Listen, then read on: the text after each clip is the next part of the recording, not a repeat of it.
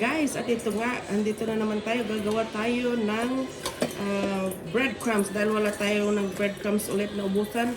Dahil gagawa tayo ulit ng pandesal mga guys. At ito, 4 minutes kong tinostado mga guys. So, mas matigas siya. And then ito, 2 minutes.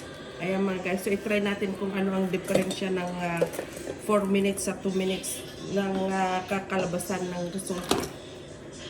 At ito nga mga guys, gagamitin natin yung Ninja blender na maliit. Ayan. So, let's start mga guys. Unahin natin yung ano pala, 2 minutes kung tignan natin kung maganda yung kalalabasan. Kasi nung last time na gumawa ko mga guys, ano yung 4 minutes din siya. So, let's see this 2 minutes kung magandang kalalabasan. Hindi masara. Ayun.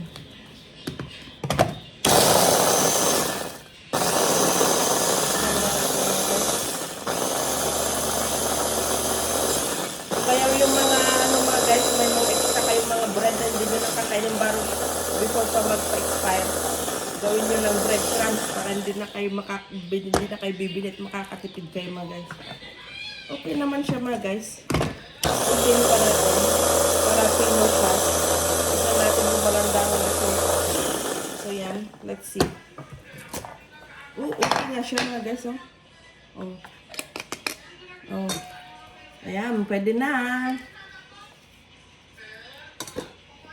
Pero mas maalambot yata siya ng konti.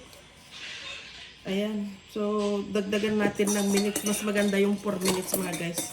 Masyado siyang malambot. Hindi siya yung crunchy. So, let's Jake, try again 2 more minutes. Because the 2 minutes only is not good. It's a little bit softer. It's not crunchy. So, let's put like I'll make it black.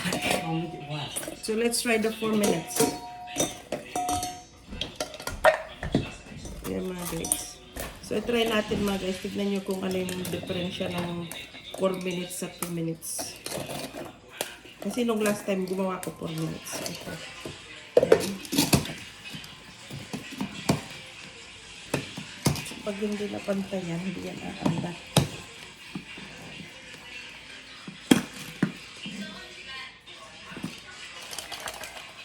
Yung pantay.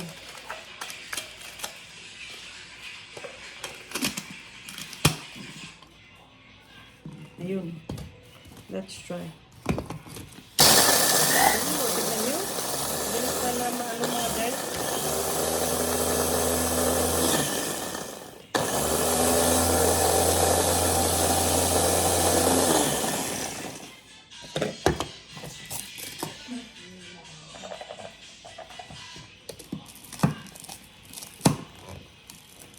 Meron pa konti. Hirap ito sarap. Ayun.